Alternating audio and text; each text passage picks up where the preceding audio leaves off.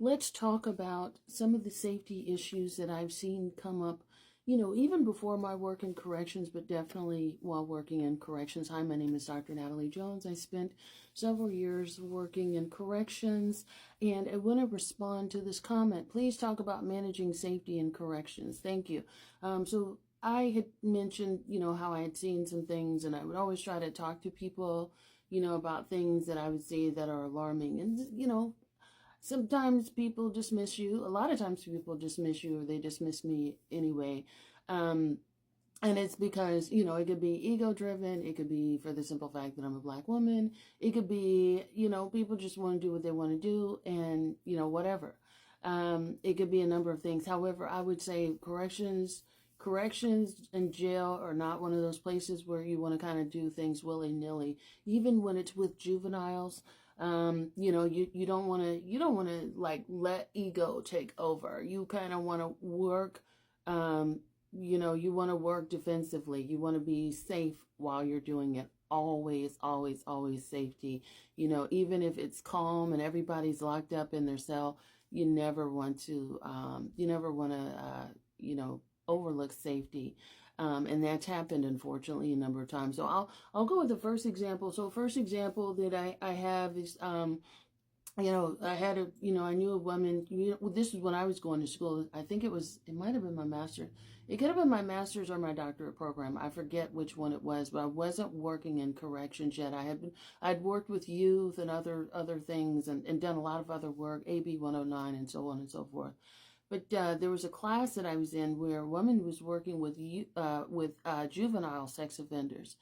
And, she was talking about, I just love working with them. They're my babies, and things like that. And I'm like, why are y'all letting this woman go on and talk like that? It was just weird to me to hear somebody say that. Like, they're so, they're like my babies and things like that. That was her direct comment. And so, I raised my hand and, I said this, and it was probably in front of a class of 25, 30 people, and I said directly to her, I said, I don't understand why you're talking like that. I said, but you need to stop talking like that, and calling people babies. But you also need to be a little bit more safe, when you're working. Because to me, if you're talking like that, that also lets me know that your defenses are down and you are way too comfortable, right? And so she's like, whatever. And I said, you're going to get hurt, and I promise you were going to get hurt, because you never want to have your defenses down, not around any sort of, anybody who's had a criminal offense, but certainly not a sexually violent predator. Because you guys have heard me, I've said on a prior video that, working with juveniles and children, I stopped doing that because there's a lot. You can't really put hands on, and there's a lot of policies and institutions around that where I feel like as a clinician working with them, it makes me feel less safe, right? So I stopped doing that in California, and I said, and I told this girl, you better stop or you're gonna get hurt. Whatever. She dismissed me, blew me off, whatever. Wasn't no skin off my back. I'm not the one working with him. She is. Unfortunately for her, what I said to her came true. And I think it was maybe like 2 weeks later, she didn't come back to class, or, and she had sent the teacher an email, and she had said, she wasn't going to return to school because she had been attacked by one or several of her clients. I forget what it was, but, to me, that's something that you could see coming from a mile away and try to warn people, and they don't want to do it. Over familiarity. I tell you guys about this all the time. When you have way too casual of a relationship with an inmate, and you can kind of spot it. Some people are a little bit more savvy than others when they're trying to have an appropriate relationship, but you can certainly spot it with people, and there's been clinicians that spend extra time, in sessions. The sessions are now 45 minutes to an hour to 2 hours, right? Which should never be unless it's a crisis. And even then, it's very rare for, an evaluation or something to take that length of time unless you're new, you're training and so on and so forth. But anybody who's regularly spending that amount of time and you're meeting with people several times a week, that's an automatic red flag. And you tell people to stop doing it, stop doing it. And unfortunately, there's been several cases where, women usually get caught up more with this than men do, unfortunately. Not to say that men don't do it. I'm just saying that women usually get caught more than men do. With men in corrections, when you're talking about CO officers and things like that, there's a lot more camaraderie there. So even men are more maybe not necessarily more careful, but they certainly have more coverage from their colleagues, if that makes sense. So that there's that. I also think that, I can also sense, for me, I can also sense when the tides are changing.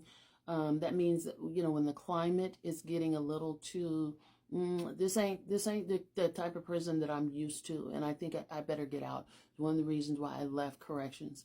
So sometimes you have leadership that's trying to do too much. And, when I left, you certainly had leadership that was doing a lot, putting a lot on clinicians that were there, anything from high caseloads to then, when I left, they were starting to allow people to come down from Supermax. And, we're working in a medium security and Supermax.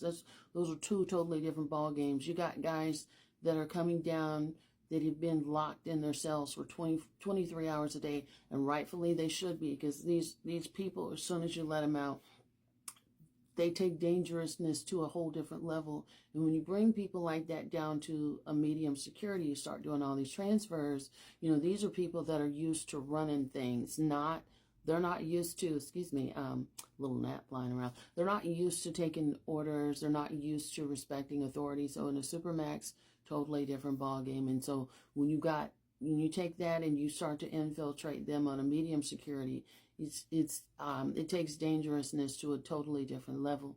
And you don't have the staffing that's prepared to work with Supermax inmates, unfortunately, which was my experience. I won't say that's every institution, but I would say that was my experience. And I said, you know what? It's time to go. It's time for me to go. And, it got nagging at me. I talked to my therapist about it. She's like, "Now, what are you doing?